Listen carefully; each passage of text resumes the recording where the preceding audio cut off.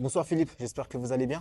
Ouais, Déjà, bonsoir. je voulais avoir un petit peu votre avis sur la performance des joueurs plutôt algériens ce soir pour le Paris FC et l'Olympique Lyonnais. Comme d'habitude, depuis le début de saison, Ilan Kebal a marqué un but extraordinaire. Il a fait une prestation de bon niveau. C'est vraiment, je trouve quand même malgré tout une belle révélation parce que le niveau de la Ligue 2 et de la Ligue 1 n'est pas le même.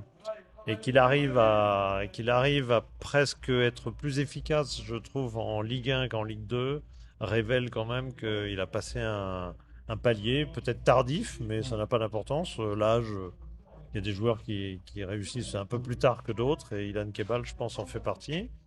Et puis Chergui, c'est toujours pareil, il a une formidable qualité, c'est son caractère, c'est vraiment un battant, quelqu'un qui s'accroche et qui peut jouer à latéral droit comme aujourd'hui ou axial. En ce sens-là, je comprends très bien que le sélectionneur algérien ait eu l'envie de le mettre dans l'équipe parce que c'est un joueur qui Mm. peut être très utile au niveau mental et cette force de caractère et puis le fait qu'il puisse jouer à deux postes en fait un joueur. C'est pas le Mm. meilleur joueur du monde, évidemment, on est tous Mm. d'accord, mais c'est un joueur qui peut être très utile. Et autre question, j'aimerais avoir un peu votre avis actuellement sur la sélection algérienne. Qu'est-ce que vous pensez de la sélection à quelques mois de la prochaine Coupe d'Afrique qui va se dérouler au Maroc? Alors je l'ai pas beaucoup vu, mais un peu sur la fin de la qualification à la Coupe du Monde, où elle a maîtrisé son parcours et en ce sens-là, on sait que l'équipe d'Algérie est appelée à faire partie des meilleures équipes africaines et que donc sa qualification Mm. n'a pas soulevé la moindre difficulté. Ça a été Mm. un très bon parcours, très rectiligne et on peut dire que l'équipe a maintenant une régularité intéressante.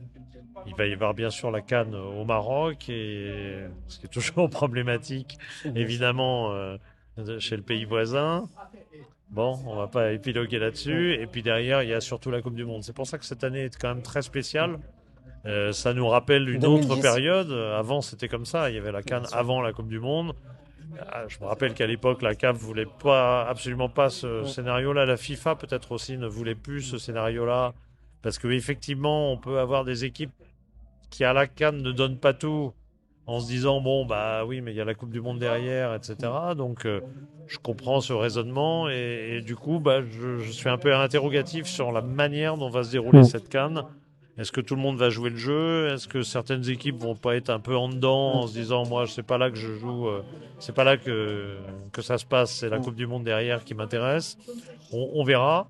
Mm. En tout cas, en ce qui concerne l'Algérie, je pense qu'il y a quand même vis-à-vis de la CAN peut-être une motivation particulière compte tenu de ce qui s'est passé dans les deux dernières CAN. Donc j'imagine qu'il y aura, et compte tenu du fait que la CAN se déroule Mm. au Maroc également, je pense qu'il y aura une motivation particulière. Et puis derrière, il y a la Coupe du Monde, donc il n'y a que Mm. du bon à venir pour le foot algérien. Et globalement, que pensez-vous actuellement des sélections africaines avec la compétition qui va arriver? C'est vrai qu'il y a beaucoup d'équipes qui se détachent. Le Maroc, le Sénégal, la Côte d'Ivoire qui a du titre, l'Algérie. Vous, comment vous la sentez cette prochaine compétition? Je trouve que à l'heure actuelle, le football africain, quand même, recèle plusieurs équipes de très très bon niveau.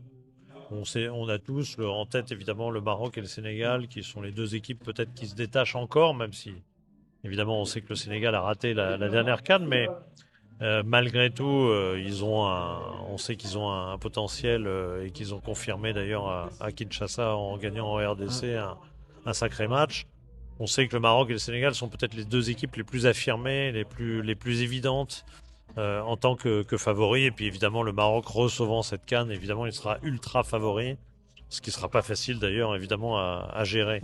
Mm. Derrière, l'Algérie fait partie évidemment des très grosses équipes. La Côte d'Ivoire est solide à défaut de briller, elle est quand même extrêmement solide et elle perd pas de match, elle prend pas de but, donc Mm. évidemment c'est un gage évidemment de sécurité important. Non, on est dans une période quand même où il y a des écarts qui les favoris sont pratiquement tous passés, à Mm. part le Cameroun, à peu près partout, le Nigeria. Bon, après tout, c'est pas si étonnant parce qu'on sait que Cameroun et Nigeria sont deux pays qui peuvent être un peu négligents dans les qualifications et comme par hasard, c'est eux les deux seuls qui Mm. ont raté leur qualification Coupe du Monde. Bon, ils peuvent se rattraper avec les barrages. Mais pour le reste, tous les autres, ce sont des favoris globalement qui se sont imposés. Ça prouve le sérieux, bien sûr, mais ça prouve surtout qu'il y a des écarts quand même. On a beau me dire aujourd'hui que tout le monde peut être accroché partout. Tous les gros pays ont gagné leur groupe avec des 22, des 23, des 25 points, 27 parfois. Mm. Bon, voilà, il y a une hiérarchie quand même, et il y a des grandes équipes qui se dégagent. Donc je parle de la qualification pour la Coupe du Monde, mais ce sera évidemment Mm. révélateur en ce qui concerne la prochaine CAN. Merci beaucoup.